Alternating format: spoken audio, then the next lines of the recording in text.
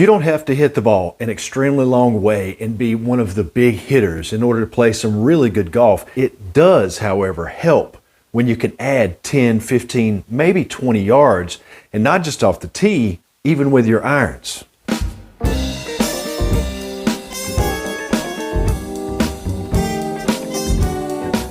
Hey everybody, and welcome back to Golf Test Dummy, the channel where I use my game, and I've been using my game for the last 5 years to help your game. I've put myself through the ringer. I've tried a lot of different things. I'm sure so many of you out there have. And one thing that I've struggled with in recent months and even years, I've never been a long ball hitter. I'm not knocking it 300 off the tee. And while, like I said in the beginning, you could play some good golf and not necessarily be a long hitter, see Corey Pavin, see Rocco Media. One of the keys is that you need to be playing from the correct tees that match up with the yardages that you do hit your clubs on average. But that's for another video. In this video, I want to talk about some of the things that I've done to improve my distance, not just off the tee with driver where everybody thinks distance really matters, but also with the irons off of turf.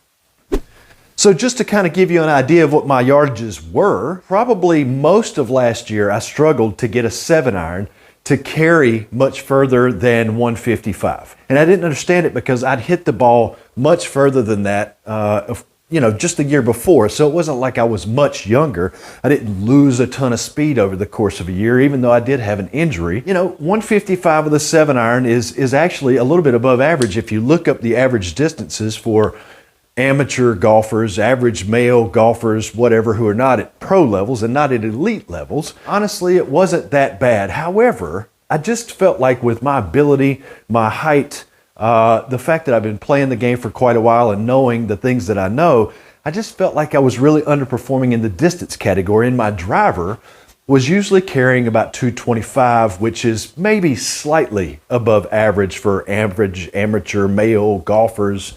Again, more stats you can look up for another video. It frustrated me because I knew that I was better than that. I knew I had the ability to get further down the line with each club than that. I just knew it. And I knew that I didn't have a ton of speed, but I felt like the speed that I had was not producing enough of a distance. I just felt like I wasn't getting the most bang for my buck out of all of my clubs. So I started trying different things. How do we get more distance? Well, the secret to more distance, a lot of people would just say, is speed. And speed is definitely a crucial component. However, if you take this 8-iron I have in my hand right here, I would say that a really good launch angle, probably in the 20 to 22 degree range, would be good for it. And I had a lot of shots that kind of came out. Let's see if I can replicate it and go back to my old swing. Had a couple of shots that kind of came out and did this. Now, I'll block that one out to the right a little bit, but I'm trying to make my old swing. Not awful. It's not awful, and I felt like I had a little bit of speed. So let's see what kind of speeds I had here. I had a 26 degree launch angle, I had a 73 mile an hour club head speed, and a 103.6 ball speed. So it's not all about speed. A lot of times it's about how you apply the speed and are you getting the best efficiency out of that speed. And when you have a lofted club especially, like take this 8-iron for example, if you introduce this club to the golf ball with this loft, as it stands now with the shaft straight up and down, it's going to launch at a pretty high angle. You got a low center of gravity on a lot of these clubs, which is going to help you get the ball up in the air. And you're going to be launching the ball really high with probably a good amount of spin. But the main thing is that you're going to be introducing more of a glancing blow. The ball coming into the club face is going to want to ride up a little bit, and it's going to make it kick higher into the air, what they call the launch angle. But if you can get this shaft leaning toward the target, look at what that does to the face. It knocks several degrees off of the loft, and now you're getting a much more direct blow into the back of the ball. You're getting more compression, which causes the ball to squish and then rebound back out. So you're really going to dial it in. You're going to get more. So with the same swing speed, just different impact, you can get a lot more bang for your buck and get the ball to travel further. Now that last shot carried 142 total distance, so 147. This time I'm really going to try and make the same effort with the swing and get the same speed, but I'm going to try and introduce a different loft to it and some different impact conditions. Now that one's a little bit more down the line. I tried to slow it down a little bit and get to that same ball speed. It's going to be hard to replicate the ball speed because I'm going to get more of it out of it. Ball speed 104.2, carry 145, distance 152. So we get a little bit more there, a little bit more. And that's just by me trying to take this club from being introduced to the ball like this, or what a lot of people would call a flip through impact, and introduce it at impact more like that. But for me, the prescription that I had to take was that I had to really exaggerate getting the grip to lead the club head into impact. You'll have to experiment and play around, but you'll know the difference, especially if you can get on a launch monitor. If you can get a Swing Caddy launch monitor, you can get into a simulator somewhere at a PGA Tour Superstore, or a Dick's Sporting Goods, or a Golf Galaxy, or wherever you may be able to get into a launch monitor. That's what you need to be able to see what angle it's launching at. I'll keep playing with it, see if I can launch it a little bit lower with the same effort, and see if I can't get a little bit more bang for my buck. There's that nice little draw coming back to the line. Felt really solid. This one's carrying past 150. I did not feel like I swung any harder. Club head speed 76, ball speed 109, smash 143, carry 154, total distance 160 with an 8-iron. Now that is further than I used to hit my 7-iron for over a year.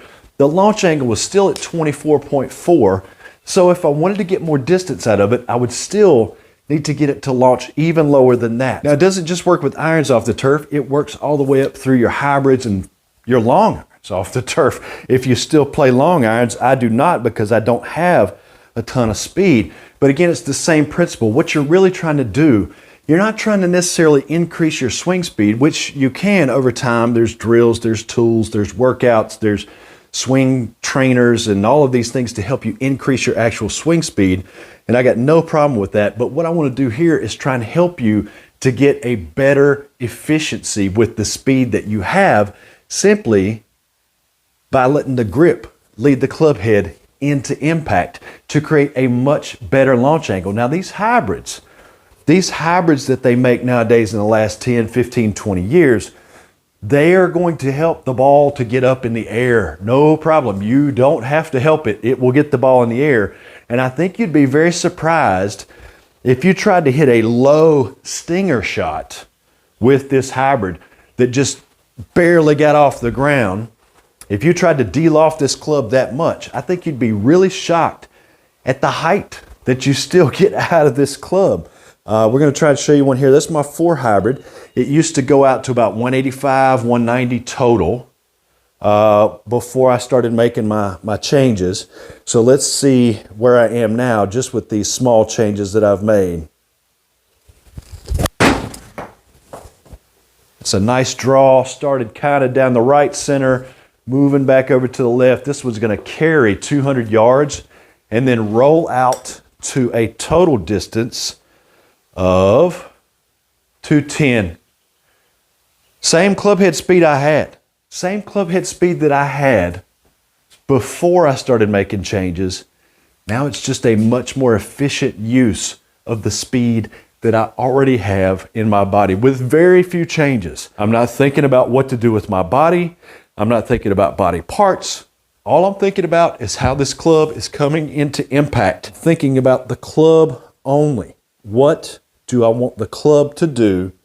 And then I focus on making that happen and let my body do what it does in order to facilitate that. So the draw starts right, moves back a little bit left.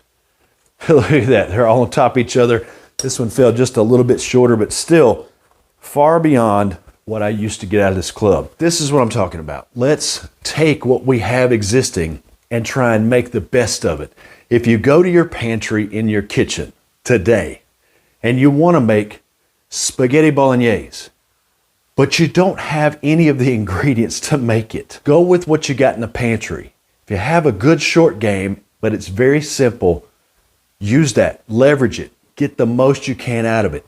If all you have is 80 miles an hour with a swing speed of a hybrid or even a driver, you can certainly work on improving that. But until you have those ingredients for that particular recipe. Just try and make the best recipe you possibly can with the ingredients that you have in your pantry currently. Guys, this has been my video. Go check out my links down below. Make sure you hit thumbs up on this one. We're trying to do golf instruction a little bit different and take a common sense approach after everything that I've learned of putting myself through the ringer, as I'm sure many of you have.